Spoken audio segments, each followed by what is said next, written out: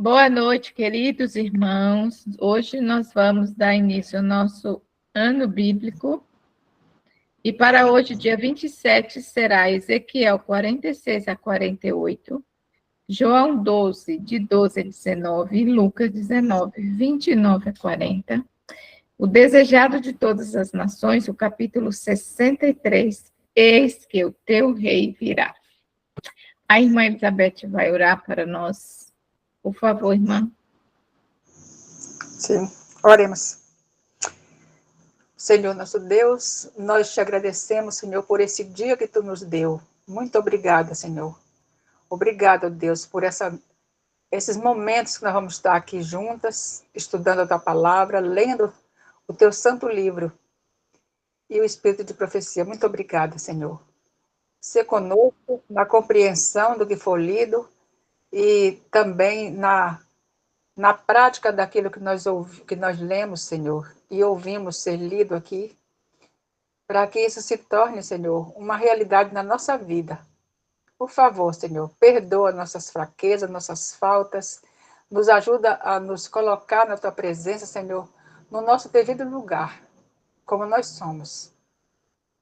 Pequenos, miseráveis, pecadores, impotentes em todas as circunstâncias, mas que nós cremos que tu é tudo, toda a nossa fortaleza, Senhor. Tu nos fortalece em tudo, tu é tudo em nós e nós em ti.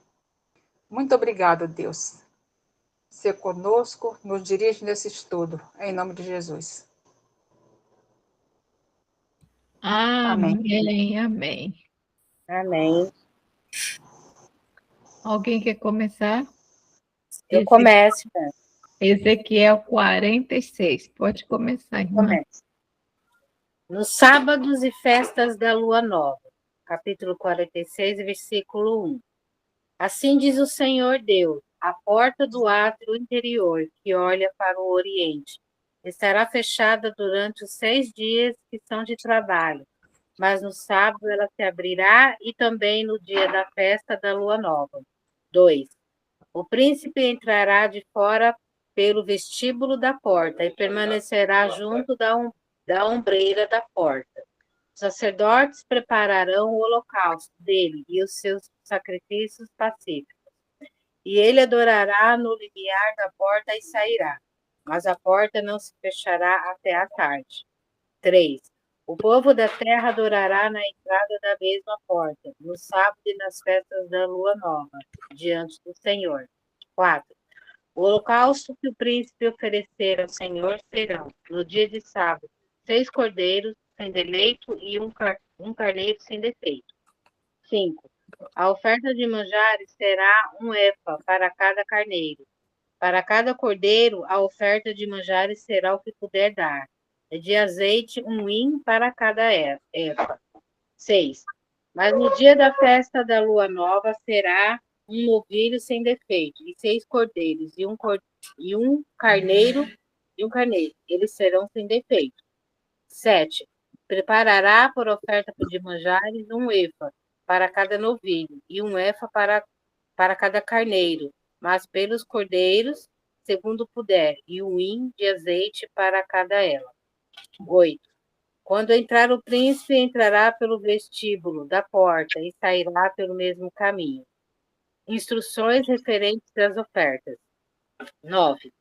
Mas quando vier o povo da terra perante o Senhor, nas festas fixas, aquele que entrar pela porta do norte para adorar, sairá pela porta do sul. E aquele que entrar pela porta do sul sairá pela porta do norte. Não tornará pela porta por onde entrou, mas sairá pela porta oposta. 10. O príncipe entrará no meio deles, quando eles entrarem. Em saindo eles, ele sairá. 11. Nas solenidades e nas festas fixas, a oferta de manjares será 1 efa para cada novilho e 1 para cada carneiro. Mas pelos cordeiros o que puder dar, e de azeite, 1 hin para cada efa. 12. Quando o príncipe preparar o holocausto ou sacrifícios pacíficos como oferta voluntária ao Senhor, então lhe abrirá a porta que olha para o Oriente, e fará ele o seu holocausto e os seus sacrifícios pacíficos, como costuma fazer no dia de sábado, e sairá e se fechará a porta depois dele sair. 13. Prepararás um cordeiro de um ano, sem defeitos, em holocausto ao Senhor. Cada dia, manhã após manhã, o prepararás. 14. Juntamente com eles prepararás, manhã após manhã, uma oferta de manjares para o Senhor, a sexta parte de um efa, e de azeite a terça parte de um hin, para misturar com a flor de farinha, isto é, estatuto perpétuo e contínuo.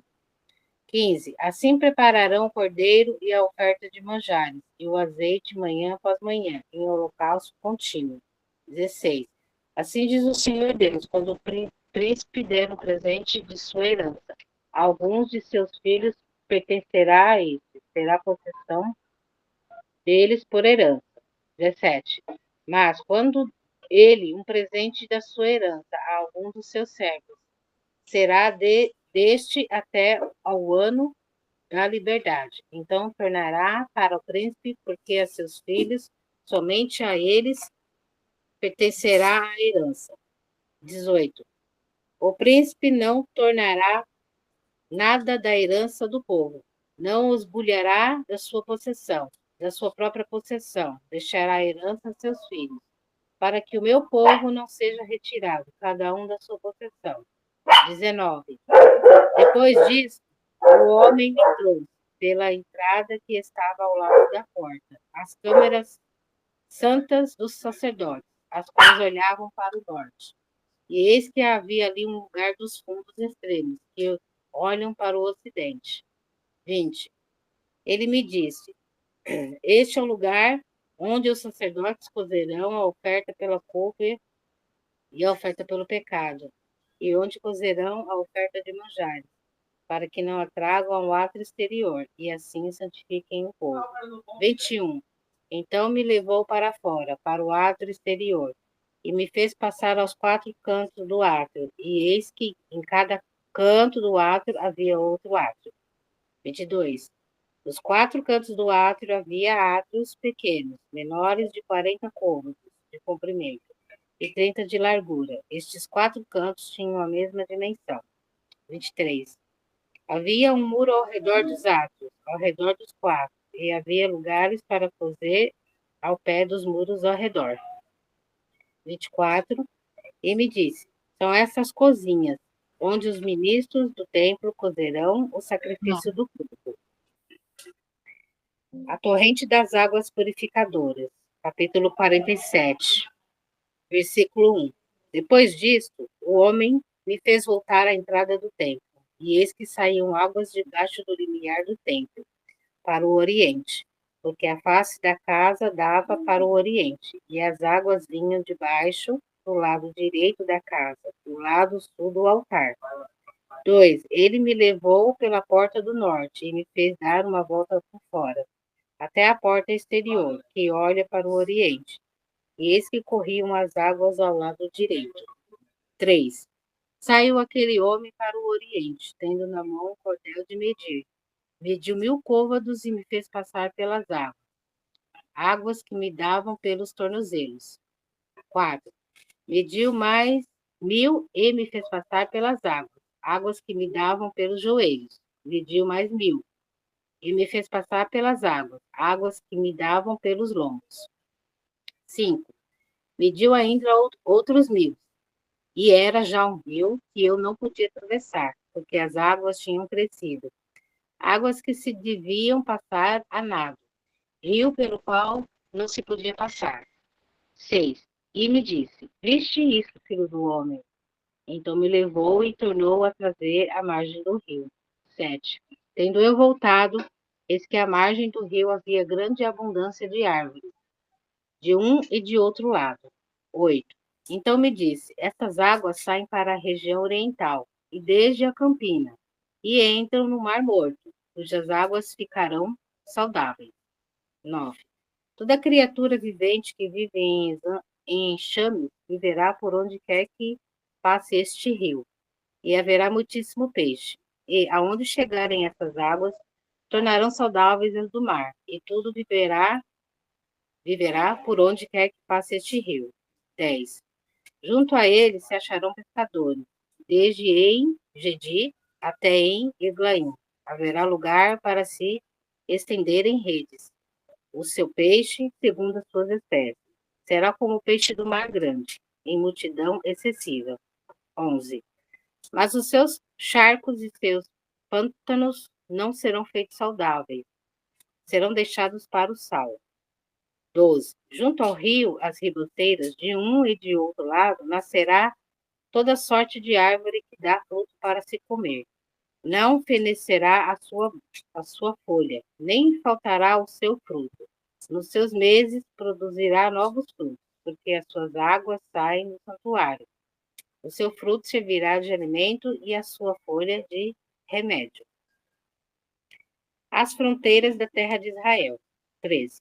Assim diz o Senhor Deus: este será o limite pelo qual repartireis a terra em herança, segundo as 12 tribos de Israel. José terá 2 partes. 14. Vós as repartireis em heranças iguais, tanto como para outro. Pois jureis levantando a mão, dá lá a vossos pais, assim que esta mesma terra vos cairá a vós outros em herança. 15. Este será o limite da terra, do lado norte, desde o grande mar, caminho de Etlon até a entrada de Zedade. 16. Amate, Berota, Sefraim, que estão entre o limite de Damasco e de Amate, a cidade Aze-Aticom, que está junto ao limite de Aurã. 17. Assim o limite será desde o mar até Azar-Enon, o limite de Damasco, e na direção do norte está o limite de Amate. Este será o lado do norte. 18. O lado do oriente entre Aurã e Damasco, e Gileade e a terra de Israel, será o Jordão, desde o limite do norte até o mar do oriente. Medireis, este será o lado do oriente. 19. O lado do sul será desde Tamar até as águas de Meribá, Cádiz, junto ao ribeiro do Egito até o Mar Grande. Este será o lado do sul. 20. O lado do oriente será o Mar Grande, desde o limite do sul até a entrada de Amate. Este será o lado do ocidente. 21. Repartireis, pois, esta terra entre vós, segundo as tribos de Israel. 22. Será, porém, que a sorteareis para a vossa herança e para a dos estrangeiros que moram no meio de vós, que gerarem filhos no meio de vós, e serão como naturais entre os filhos de Israel. Convosco entrarão em herança, no meio das tribos de Israel. 23. E será que, na tribo em que morar o estrangeiro, ali lhe dareis a sua herança, diz o Senhor Deus. O Ivan vai continuar. Tá. Capítulo 48. Os limites de 7 tribos. São estes os nomes das tribos, desde a parte extrema do norte, via Etlon, até a entrada de Amate, até Azar-Enon, o limite norte de Damasco, até junto ao Amate, e desde o lado oriental até ao ocidente. Dan terá uma porção, limitando-se com Dan desde o lado oriental até ao ocidental. Azer, uma porção, limitando-se com Ásia desde o lado oriental até ao ocidental. Naphtali, uma porção, limitando-se com Naphtali desde o lado oriental até ao ocidental. Manassés, uma porção. 5.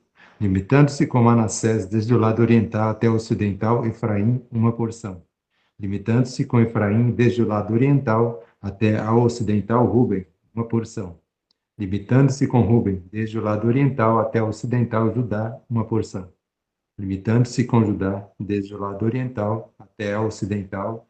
Terá a região sagrada que a vez de separar, de 25.000 côvados de largura e de comprimento, o mesmo que as das porções desde o lado oriental até ao ocidental.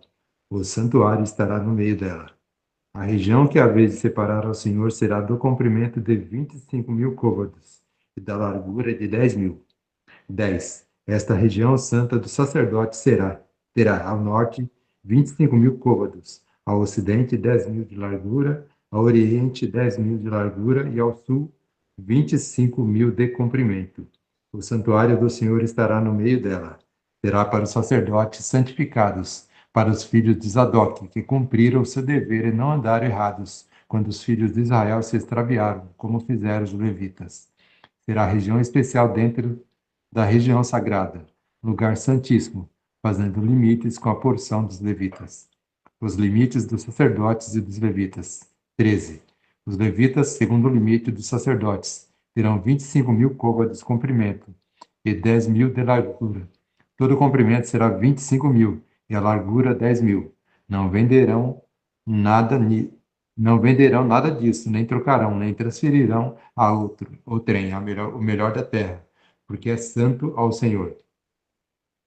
Os limites da cidade.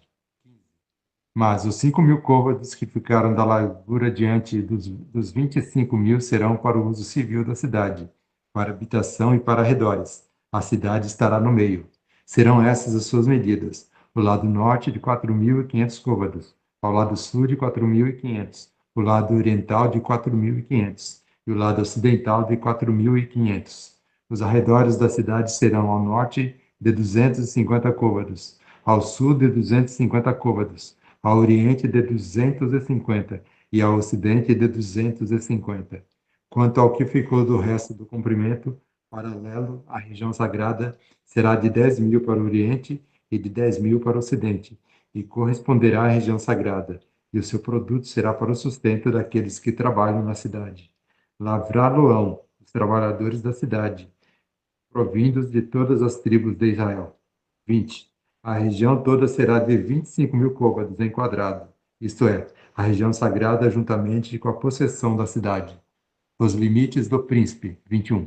O que restar será para o príncipe, deste do outro lado da região sagrada e da possessão da cidade.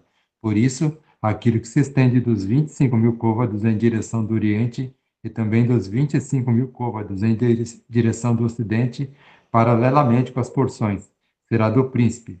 A região sagrada e o santuário do templo estará no meio, excetuando o que pertence aos levitas e a cidade que está no meio daquilo que pertence ao príncipe, entre o território de Judá e o de Benjamim. Será isso para o príncipe. Os limites das outras 5 tribos. 23. Quanto ao resto das tribos, desde o lado oriental até o ocidental, Benjamim terá uma porção, limitando-se com Benjamim desde o lado oriental até ao ocidental. Simeão, uma porção. 25.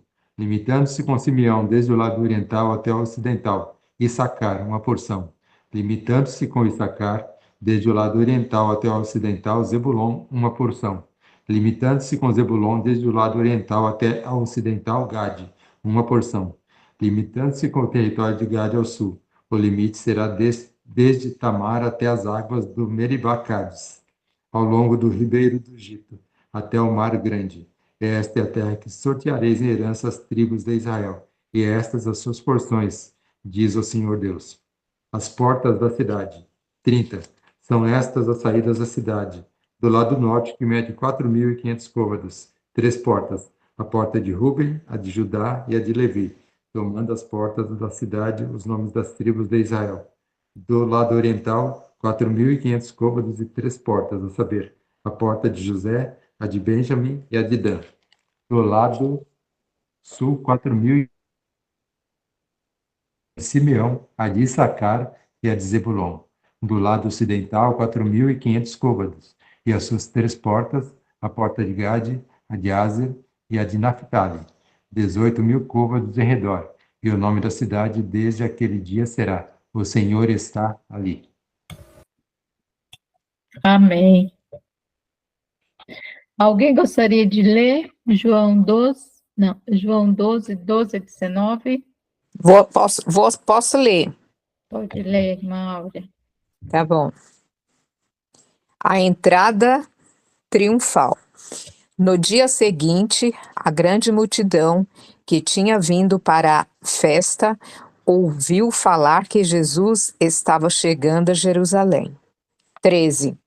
Pegaram ramos de palmeiras e saíram ao seu encontro. gritando: Hosana, bendito é o que vem em nome do Senhor, bendito é o Rei de Israel. 14. Jesus conseguiu um jumentinho e montou nele, como está escrito: Não tenha medo, ó cidade de Sião, eis que o seu rei vem montado no jumentinho. 16. A princípio, seus discípulos não entenderam isso. Só depois que Jesus foi glorificado, eles se lembraram de que essas coisas estavam escritas a respeito dele e lhe foram feitas. 17. A multidão que estava com ele, quando mandara Lázaro sair do sepulcro e o ressuscitara dos mortos, continuou a espalhar o fato. 18. Muitas pessoas, por terem ouvido falar que ele realizara tal sinal milagroso, foram ao seu encontro. 19. E assim os fariseus disseram uns aos outros: Não conseguimos nada. Olhem como o mundo todo vai atrás dele. Amém. Amém. Lucas 19, 29 a 40. Lucas 19, 19. 29 a 40. Vou continuar lendo. Pode continuar. Tá bom. Lucas 19, 29 a 40.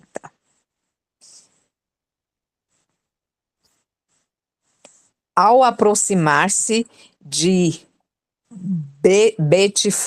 Betfagé e de Betânia, no monte chamado das Oliveiras, enviou 2 dos seus discípulos, dizendo-lhes: Vão ao povoado que está adiante, e ao entrarem, encontrarão um jumentinho amarrado, no qual ninguém jamais montou.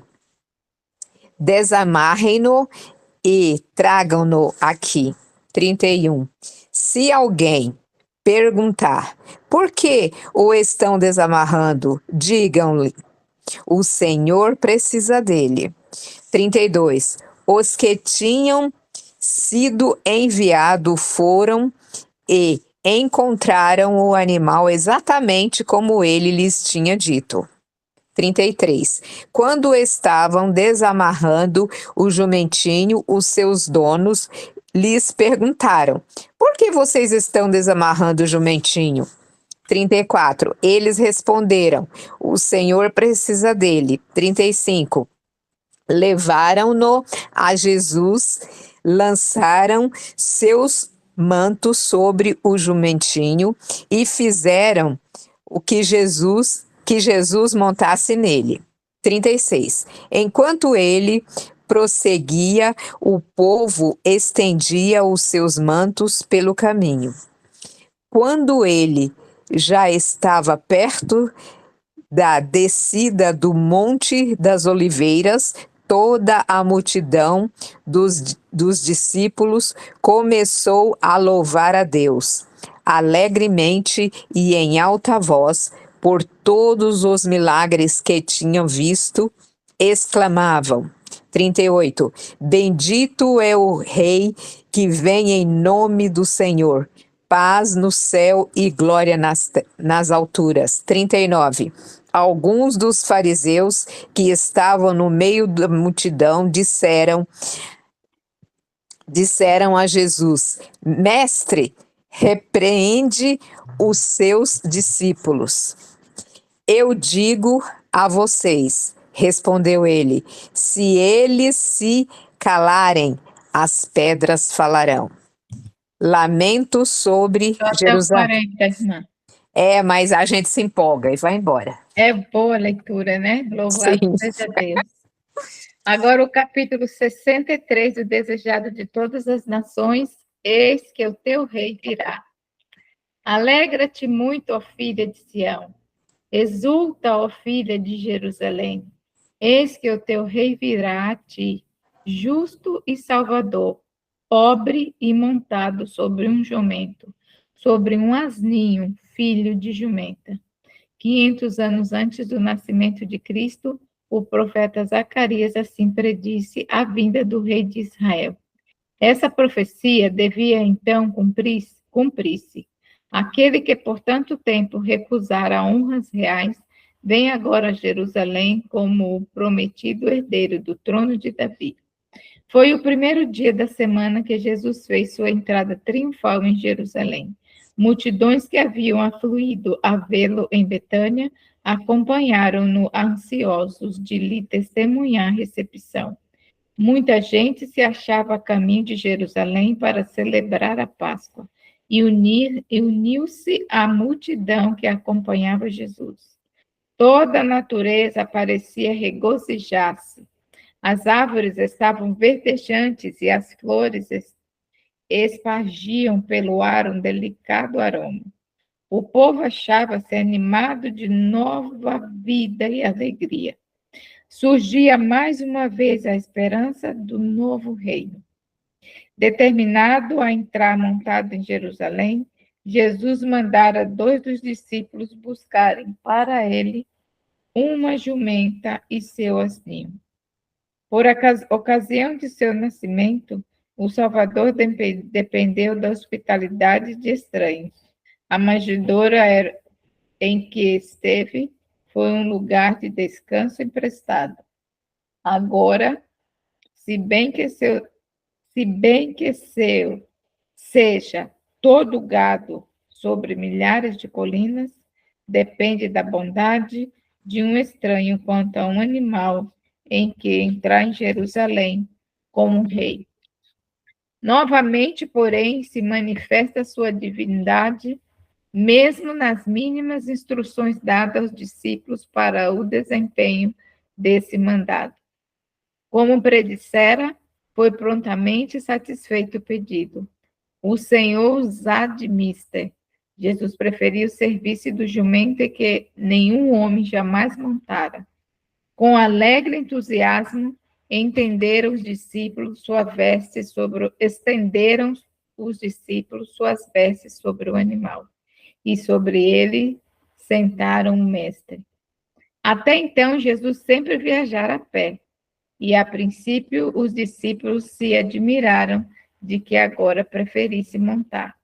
Mas a esperança lhe raiou no coração ao jubiloso pensamento de que ele estava para entrar na capital, proclamar-se rei e firmar seu poder real. Ao irem cumprir as ordens recebidas, comunicaram sua fagueira esperança aos amigos de Jesus, e a agitação espalhou-se por toda parte, fazendo com que subisse de ponto a expectação do povo. Cristo estava seguindo o costume judaico nas entradas reais. O animal que montava era o mesmo usado pelos reis de Israel, e a profecia predissera que assim viria o Messias a seu reino. Logo que ele se sentou no jumentinho, um grande grito de triunfo atoou nos ares. A multidão aclamou como o Messias, seu rei. Jesus aceitou então a homenagem que jamais havia permitido, e os discípulos consideraram isso como prova de que suas alegres esperanças se realizariam estabelecido no trono. O povo ficou convencido de aproximar-se e a hora de sua emancipação. Em pensamento, viram os exércitos romanos expulsos de Jerusalém e Israel, mais uma vez, nação independente. Todos estavam contentes e entusiasmados, disputavam entre si o render-lhe honras. Não podiam exibir pompas e esplendores, mas prestaram-lhe o culto de coração felizes. Não lhes era possível presenteá-lo com dádivas custosas, mas estendiam as vestes exteriores à guia de tapetes em seu caminho, e também espalharam ramos de oliveira e palmas por onde devia passar. Não podiam abrir o cortejo triunfal com bandeiras reais, mas portavam ramos de palmeiras, os emblemas de vitória da natureza, e os agitavam no ar com altas aclamações e hosanas. À medida que avançavam, aumentava sempre o povo com a reunião dos que tinham ouvido da vinda de Jesus e se apressava a tomar parte no acompanhamento. Os espectadores continuamente se misturavam à turba, perturbado, perguntando: quem é este? Que quer dizer toda essa agitação? Todos tinham ouvido falar de Jesus e esperavam que fosse a Jerusalém, mas sabiam que até então ele se esquivara a qualquer esforço para o colocar no trono e ficavam muito surpreendidos de saber que este era ele. Cogitavam que teria operado essa grande mudança naquele que dissera que seu reino não era deste mundo. Alguém quer continuar? O Ivan vai continuar. Suas perguntas são abafadas por um grito de triunfo. Este é aqui e ali repetido pela turba excitada, acompanhado pelos mais distantes e ecoado pelos montes e vales, e depois acresce a comitiva pelas massas vindas de Jerusalém. Das multidões reunidas para assistir à Páscoa, milhares saem ao encontro de Jesus. Saudam-no com o agitar das palmas e cânticos sagrados. Os sacerdotes fazem soar, no templo, a trombeta para os serviços da tarde, mas poucos atendem. E os príncipes alarmados dizem entre si: eis que toda a gente vai após ele. Nunca dantes em sua vida terrestre permitira Jesus essa demonstração. Previa claramente o resultado. Levá-lo-ia à cruz. Era, porém, seu desígnio apresentar-se assim publicamente como Redentor. Desejava chamar a atenção para o sacrifício que lhe devia coroar a missão para com o mundo caído. Enquanto o povo estava reunido em Jerusalém para a celebração da Páscoa, ele, o Cordeiro de Deus, representado pelos sacrifícios simbólicos, voluntariamente se pôs de parte como oblação. Seria necessário que sua igreja, em todos os sucessivos séculos, fizesse de sua morte pelos pecados do mundo assunto de profunda reflexão e estudo. Todos os fatos com ela relacionados deviam verificar-se de maneira a ficarem acima de qualquer dúvida.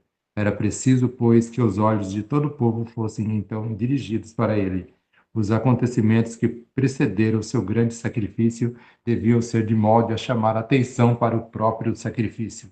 Depois de uma demonstração como a que acompanhou sua entrada em Jerusalém, todos os olhos lhe seguiram a rápida marcha para a cena final. Os acontecimentos relacionados com essa entrada triunfal constituiriam assunto de todas as bocas e tornariam Jesus objeto das cogitações de todos os espíritos. Depois de sua crucifixão, muitos recordariam esses fatos relacionados com seu julgamento e morte.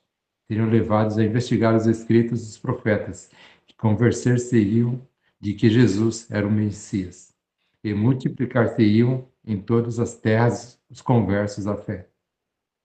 Nessa triunfante cena de sua vida terrestre, o Salvador poderia haver aparecido escoltado por anjos celestiais e anunciado pela trombeta de Deus. Essa demonstração, no entanto, teria sido contrária ao desígnio de sua missão, contrária à lei que lhe governara a vida.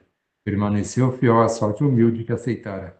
Devia levar o fardo da humanidade até a verdade da vida pela vida do mundo. Esse dia, que se afigurava aos discípulos o mais glorioso de sua vida, ter-se-ia toldado de sombrias nuvens. Soubessem eles que a cena de regozijo não era senão um prelúdio aos sofrimentos e à morte do Mestre. Embora ele lhes houvesse repetidas vezes falado do sacrifício que certamente o aguardava, no alegre triunfo presente esqueceram suas dolorosas palavras e anteciparam-lhe o próspero reino no trono de Davi. Novos acréscimos se iam fazendo continuamente a procissão, e com poucas exceções, todos quantos a ela se ajuntavam eram possuídos pelo entusiasmo do momento, avolumando-se as hosanas Avolumando-se os hosanas que ecoavam de monte em monte, de vale em vale. Subiam continuamente as aclamações. Hosana ao filho de Davi, bendito que vem em nome do Senhor. Hosana nas alturas. Nunca dantes vira o mundo um cortejo triunfal como este. Não se assemelhava ao dos famosos conquistadores da terra. Não fazia parte daquela cena nenhuma comitiva de lamentosos cativos, como troféus de bravura real. Achavam-se em torno do Salvador os gloriosos troféus de seu serviço de amor pelo homem caído. Estavam os cativos a quem resgatara do poder de Satanás, louvando a Deus por sua libertação. Os cegos a quem restituir a vista, abriu a marcha. Os mudos cuja língua soltara, entoavam os mais altos hosanas. Saltavam de alegria os coxos por ele curados, sendo os mais ativos em quebrar os ramos de palmeira e agitá-los diante do Salvador. As viúvas e os órfãos exaltavam o nome de Jesus pelos atos de misericórdia que lhes dispensara. Os leprosos a quem purificara estendiam na estrada as vestes incontaminadas, ao mesmo tempo que o saudava como o Rei da Glória. Aqueles a quem sua voz despertara do sono da morte tomavam parte no cortejo. Lázaro, cujo corpo provara a corrupção do sepulcro, mas que então se regozijava na força da varonilidade gloriosa, conduziu o animal que Jesus montava. Muitos fariseus testemunhavam a cena, e ardendo de inveja e malignidade, buscavam desviar a corrente dos sentimentos populares. Com toda a sua autoridade, tentaram impor silêncio ao povo, mas seus apelos e ameaças não faziam senão aumentar o entusiasmo. Temeram que essa multidão, na força de seu número, fizesse Jesus rei. Como último recurso, avançaram por entre a turba até onde estava o Salvador, e abordaram-no com palavras de censura e ameaça. Mestre, repreende os teus discípulos. Declararam não serem listas tão ruidosas manifestações nem permitidas pelas autoridades. Foram, porém, reduzidos ao silêncio pela réplica de Jesus. Digo-vos que, se estes se calarem, as próprias pedras clamarão. Aquela cena de triunfo era designada pelo próprio Deus. Fora predita pelo profeta, e o homem era impotente para impedir os seus desígnios. Houvesse o homem deixado de executar seu plano, e ele teria comunicado voz às inanimadas pedras, que saudariam seu filho com aclamações de louvor. Ao retirarem-se os mudos fariseus, foram proferidas por centenas de vozes as palavras de Zacarias. Alegra-te muito, ó filha de Sião. Exulta, ó filha de Jerusalém. Eis que o teu rei virá, a ti, justo e salvador, pobre e montado sobre um jumento, sobre um asninho, filho de jumenta. Quando o cortejo chegou ao cimo da colina e estava para descer para a cidade, Jesus deteve-se, e toda a multidão com ele. Perante ele se descortinava Jerusalém e toda a sua glória, nesse momento banhada à luz do sol poente. O templo atraiu todos os olhares. Em majestosa suntuosidade, erguia-se ele acima de todos os outros edifícios, parecendo apontar para o céu, como a dirigir o povo ao único e verdadeiro Deus. O templo fora de muito a glória e orgulho da nação judaica. Também os romanos se orgulhavam da sua magnificência. Um rei designado pelos romanos se uniria aos judeus para o restaurar e embelezar, e o imperador de Roma o enriquecera com suas dádivas. Sua firme estrutura, riqueza e magnificência o haviam tornado uma das maravilhas do mundo. Enquanto o sol no ocidente tingia e dourava o céu, o resplendor de sua glória iluminava o puro e alvo mármore das paredes do templo, pondo-lhe cintilações nas áureas colunas. Seus seguidores apresentava a ele a aparência de maciça estrutura de neve, machetado de capitéis de ouro. À entrada do templo achava-se uma videira de ouro e prata, com verdes folhagens e maciços cachos de uvas, executados pelos mais hábeis artistas. Esse desenho representava Israel como uma próspera vinha. O ouro, a prata e o verde vivo eram combinados com raro gosto e consumada maestria, enlaçando graciosamente os alvos e luzentes pilares, agarrando-os com as brilhantes gavinhas aos seus dourados ornamentos. Refletiu o esplendor do sol poente, resplandecendo como se o céu lhe houvera emprestado a sua glória. Jesus contempla a cena, e a multidão silencia suas aclamações, encantada com a súbita visão de beleza. Todos os olhos se volvem para o Salvador, esperando ver-lhe no semblante a admiração por eles próprios experimentada. Ao contrário, no entanto, percebe-lhe uma nuvem de tristeza. Surpreendem-se, decepcionam-se ao ver-lhe os olhos marejados de lágrimas e o corpo oscilar como uma árvore agitada pela tempestade, enquanto uma angustiosa queixa lhe brota dos trêmulos lábios, como irrompente das profundezas de um coração partido. Que cena aquela que se oferecia à contemplação dos anjos, seu bem-amado comandante em lágrimas de angústia. Que visão para a alegre turba, que com gritos de triunfo e agitar de palmas o escolta a gloriosa cidade, onde esperavam com ardor. Iria ele brevemente reinar.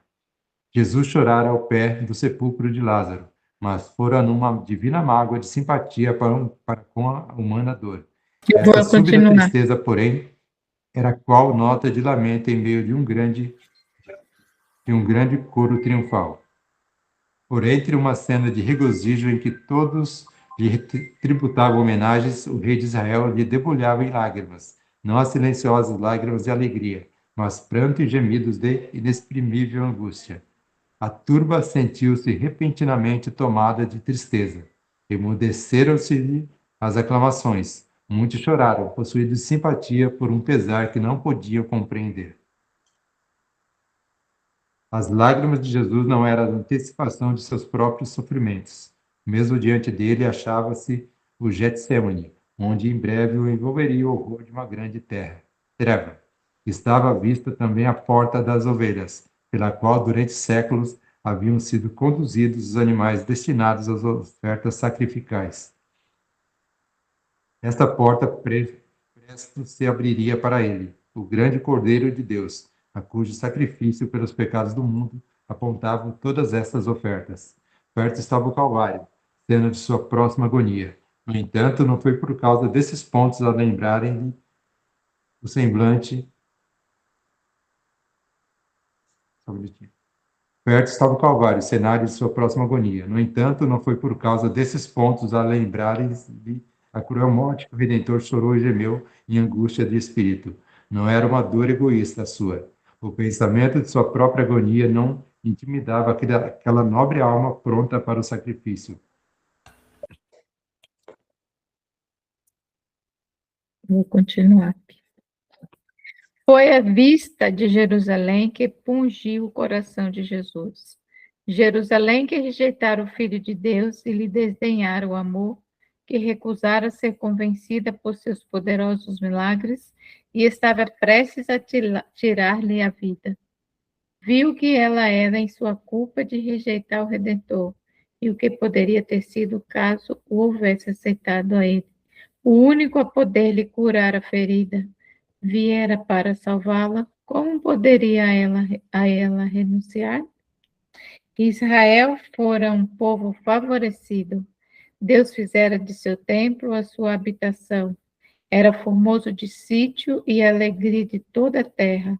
Aí se achava o registro de mais de 1000 anos do protetor cuidado do terno amor de Cristo, como de um pai tratando com um filho único. Naquele tempo emitiram os profetas suas solenes advertências. Ali foram agitados os ardentes incensários, enquanto o incenso de mistura com as orações dos adoradores ascendera para Deus. Ali fluía o sangue dos animais, tipo do sangue de Cristo. Ali manifestara Jeová sua glória sobre o propiciatório. Ali oficiaram os sacerdotes e a pompa do símbolo e da cerimônia havia continuado por século. Tudo isso, porém, devia ter um fim. Jesus ergueu a mão, aquela mão que tantas vezes beneficiara os enfermos e sofredores, e movendo-na na direção da condenada cidade, em entrecortadas frases de dor, exclamou: Ah, se tu soubesse também, ao menos neste teu dia, o que a tua paz pertence. Ai, se aí se deteve o Salvador e deixou por dizer qual seria a condição de Jerusalém. Houvesse ela aceito o auxílio de Deus, lhe desejara dar o dom de seu bem-amado filho, se Jerusalém houvesse sabido o que era seu privilégio saber, e dado ouvidos à luz que o céu lhe enviara, teria permanecido de pé no orgulho de sua prosperidade, rainha de reinos, livre na força do poder dado por seu Deus. Não teria havido soldados armados às suas portas, nem bandeiras romanas tremulando de seus muros. O glorioso destino que felicitara Jerusalém, houvesse ela aceitado o Redentor, surgiu aos olhos do Filho de Deus. Viu que, por meio dele, seria ela curada de sua grave enfermidade, libertada da escravidão e estabelecida como a poderosa metrópole da terra. De suas muralhas partiria a pomba da paz, em direção de todas as nações. Seria ela o diadema de glória do mundo. Mas a brilhante visão do que poderia haver sido Jerusalém se desvanece aos olhos do Salvador. Compreende o que ela é, então, sob o jugo romano, sob o desagrado de Deus, condenada ao seu juízo retribuidor. Reata o fio de sua lamentação. Mas agora isto está encoberto aos teus olhos. Porque dias virão sobre ti, em que os teus inimigos te cercarão de trincheiras e te sitiarão, e te estreitarão de todas as bandas, e te derribarão, a ti e aos teus filhos que dentro de ti estiverem, e não deixarão em ti pedra sobre pedra, pois que não conheceste o tempo da tua visitação. Cristo veio para salvar Jerusalém com seus filhos, mas o orgulho farisaico, a hipocrisia, a inveja e a maldade o impediram de realizar seu desígnio. Jesus sabia a terrível retribuição com que seria visitada a condenada cidade. Viu Jerusalém cercada de exércitos, os sitiados habitantes levados à fome e à morte, mães alimentando-se do corpo morto dos próprios filhos, e tantos pais como filhos arrebentando um ao outro o último pedaço de pão. Só um minutinho. Mães alimentando-se do corpo morto dos seus próprios filhos, e tanto pais como filhos arrebatando um ao outro o último pedaço de pão. Destruída a afeição natural pelas corrosivas angústias da fome, viu que a obstinação dos judeus, segundo se evidenciava no rejeitar da salvação por ele oferecida, os levaria também a recusar submissão aos exércitos invasores. Contemplou o Calvário, no qual havia de ser erguido, tão densamente coalhado de cruzes como de árvores, uma floresta. Viu os infelizes habitantes sofrendo instrumentos de tortura e mediante crucifixão. Destruídos belos palácios, o templo em ruínas, e de dos seus maciços muros, nenhuma pedra deixada sobre a outra, enquanto a cidade era arada como um campo. Bem podia o Salvador chorar em face de toda a terra, terrível cena.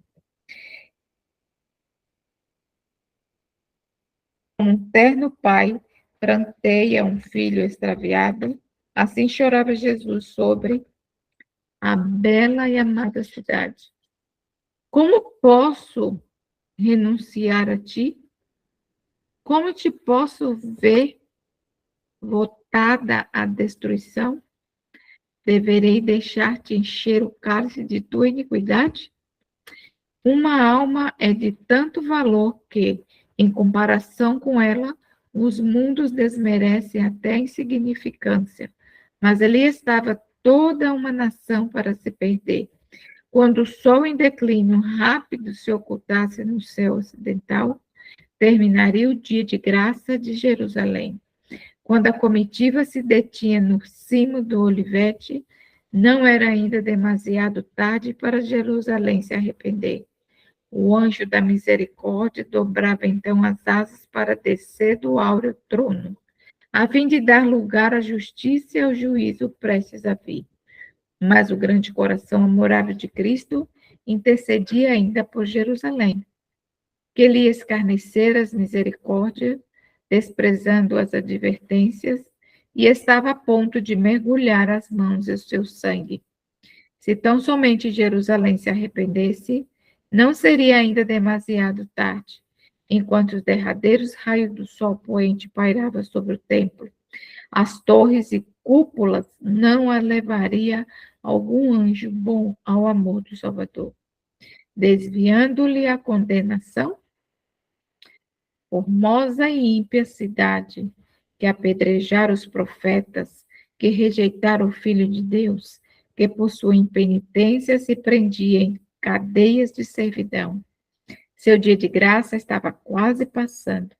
Todavia, novamente o Espírito de Deus fala a Jerusalém. Antes do fim do dia, dado outro testemunho em favor de Cristo. Ergue-se a voz desse testemunho em correspondência com o chamado de um passado profético. Se Jerusalém atender ao chamado, se receber o Salvador que lhe está entrando pelas portas, poderá ainda ser salvo. Aos ouvidos dos guias em Jerusalém chegam as notícias de que Jesus se aproximava da cidade, com um grande ajuntamento de povo, mas eles não têm bom acolhimento para oferecer ao Filho de Deus. Saem ao encontro com temor, esperando dispersar a turba.